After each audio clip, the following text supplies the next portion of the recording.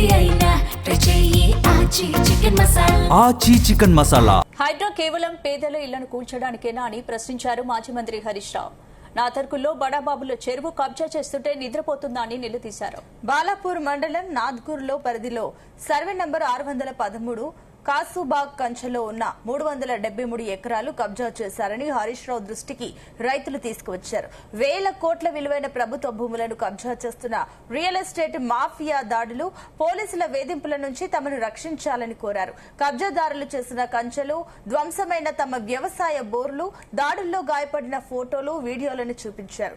రైతుల సమస్యలు విన్న హరీష్ రావు తక్షణమే ఉన్నతాధికారులకు ఫోన్ చేసి కబ్జాదారులపై కఠిన చర్యలు తీసుకోవాలని కోరారు. నాదర్గుల్ రైతులందరూ వచ్చారు. మహిళలు ఒక 50 మంది, మగవాళ్ళు ఒక 100 మంది, 150 మంది నా దగ్గరికి వచ్చారు. ఇప్పుడు మీరు క్లియర్ గా గవర్నమెంట్ ల్యాండ్ అని మీరు చెప్పారు, మీ ఆర్డీఓ చెప్పారు, మీరు సుప్రీంకోర్టులో ఫైల్ చేశారు. గవర్నమెంట్ ల్యాండ్ కు ప్రైవేట్ వ్యక్తులకు పోలీస్ ప్రొటెక్షన్ ఇస్తుంది, ప్రైవేట్ వ్యక్తులకు లోకల్ ఎంఆర్ఓ సపోర్ట్ చేస్తుంది. లోపల చెరువు ఉంది బైసాబ్, చెరువులో ముదిరాజులు చేపలు పట్టుకోవాలి, ముదిరాజులను బోనిస్తలేదు. లోపల గుడి ఉంది, గ్రామస్తుల్ని పూజకు బోనిస్తలేదు. లోపల కాస్తు చేస్తున్న రైతులు ఉన్నారు, వాళ్ళ దగ్గరికి బోనిస్తలేరు. ఇప్పుడు లోపలికి మెటీరియల్ పోతుంది, లోపలికి వెళ్ళి ఇంటర్నల్ గా మనం గోడ కడుతుంటారు. ఎట్లా కడతారు బైసాబ్? గవర్నమెంట్ ల్యాండ్ మీరు ప్రొటెక్ట్ చేయాలి కానీ ప్రైవేట్ వాళ్ళు బౌన్సర్లను పెట్టి ఎట్లా ప్రొటెక్ట్ చేస్తారు బైసాబ్? ఆర్డీఓ గారు ఇప్పటిదాకా కలెక్టర్ గారితో మాట్లాడిన పక్క ఫోన్ లో. ఇప్పుడు ఆ నాదర్గుల్ ల్యాండ్స్ లో వాళ్ళు చేపలు పట్టుకునే హక్కు తరతరాల నుంచి అక్కడ ఉండే ముదిరాజులకు, బెస్తోలకు ఉంటుంది. మీరు వాళ్ళని ఎట్లా ఆపుతారు పోయి చెరువులకు పోకుండా? బౌన్సర్లు ఎవడా? ఇప్పుడు ల్యాండ్ ట్రిబ్యునల్ యాక్ట్ ప్రకారంగా you are the custodian of the land. ఎలాంటి లోయర్ కోర్టు ఉత్తర్వులు కూడా వర్తించవు అని సుప్రీంకోర్టు 5 బెంచ్ జడ్జిమెంట్ ఉంది. చదువుకోను.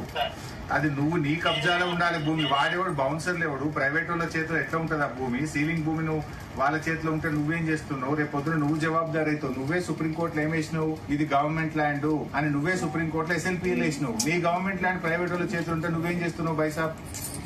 నువ్వే వేసినావా లేదా సుప్రీంకోర్టులో ఇది గవర్నమెంట్ ల్యాండ్ అని? మరి ప్రైవేట్ వాళ్ళు అది కబ్జా పెడుతుంటే మరి నువ్వు ఎందుకు సైలెంట్ ఉంటున్నావు? సుప్రీంకోర్టులో గవర్నమెంట్ ల్యాండ్ అని వేసేది నువ్వే, సంతకం పెట్టేది నువ్వే. ప్రైవేట్ వాళ్ళు లోపల గోడలు పెడుతుంటే, కబ్జాలు పెడుతుంటే, బౌన్సర్లను పెట్టి ప్రజల్ని కొట్టిస్తుంటే మాట్లాడకుండా ఉండేది నువ్వే.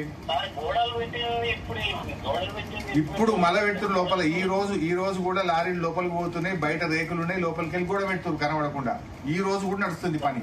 గనేట్ రాళ్ళు లోపలికి పోతున్నాయి, ఇలా చుట్టూ గనేట్ రాళ్ళు వేస్తారు. పోయి చూడు, ఇప్పుడు ఈ నిమిషం కూడా అవుతుంది పని. బైసాబ్ నువ్వు నీ భూమి అది. You are the custodian of the land. Land ceiling act ఏం చెప్తుంది?